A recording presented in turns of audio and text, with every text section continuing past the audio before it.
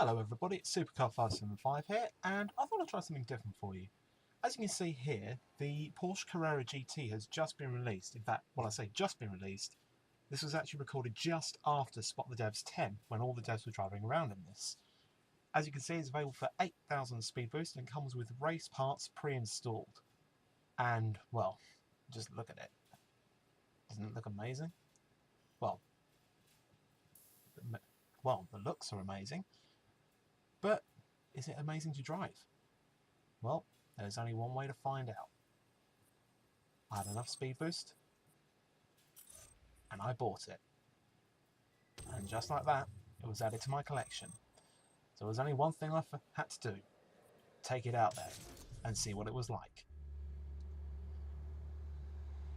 Let's have a listen.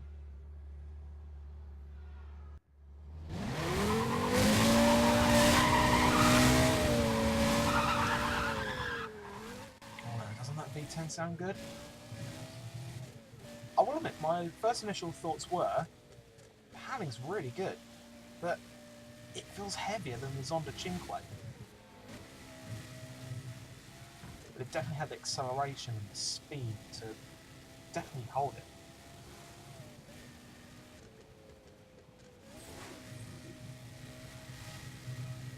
But as we saw in Obi's video, and in particular with the Eastbound Down Trials, it's not the king. The Zonda Cinque still is, so that can be rest assured. But despite that, I still took it out for a speed run across the highway, so let's see what this thing can do.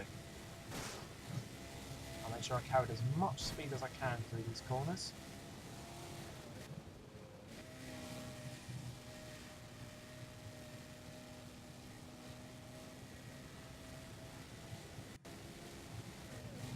Still climbing, still climbing. Still getting there.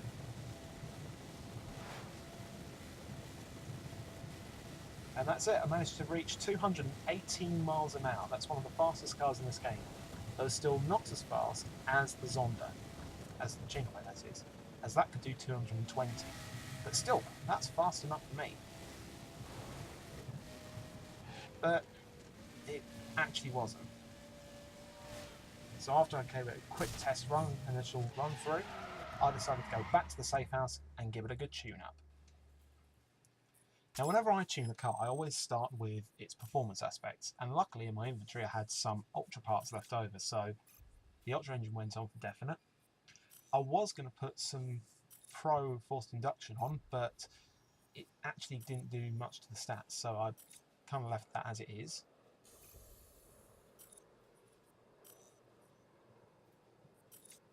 And of course I put Ultra transmission and pretty much Ultra everything as far as I can tell. Don't worry about the handling number going down, that's still a bug, so you can rest easy on that one. And once I was done,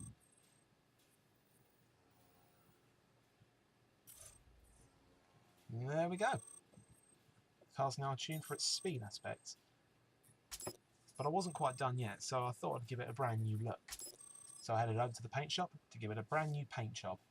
Now, the silver paint job you can see here is alright, but I thought I'd give it a little bit more of an edge, so I gave it a matte paint job, and of course, one of my favourite colours, black.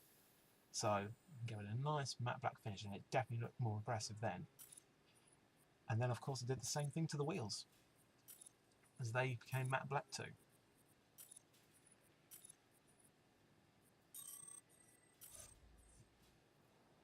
And there we go. The look is all there. But I headed over to the aftermarket shop to have a look at, see what they had in stock. Well, not much in stock, but you'll know what I mean. So I had a look at the body kits, and I put one on to have a look, and I thought, yeah, it looks alright. I was very nearly tempted to actually put this body kit on it. But then I thought, nah, I'm a purist. So all supercars that I have do not have body kits. Unless it's a tuner, then that's okay.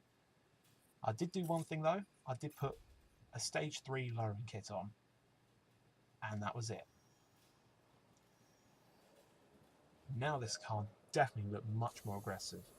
In fact, later on I put a smoke window tint on, so it keeps it in a stealthy mode. But then I went back, left the safe house, and took it out for another test drive. I warmed up the tyres, and I was away.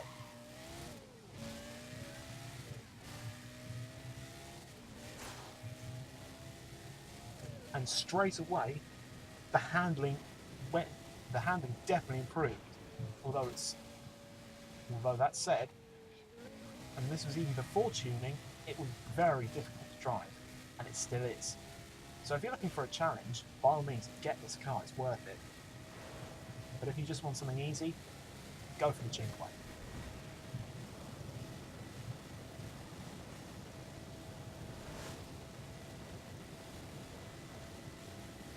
Now I didn't hit the actual top speed on this bit of the map, but I did actually manage to hit 224 miles an hour, which, believe it or not, is the exact same speed as the Quicklime.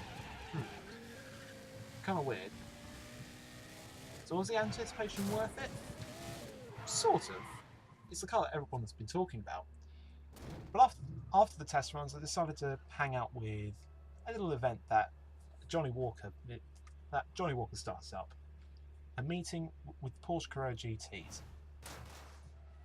And this was with members of Team NLD.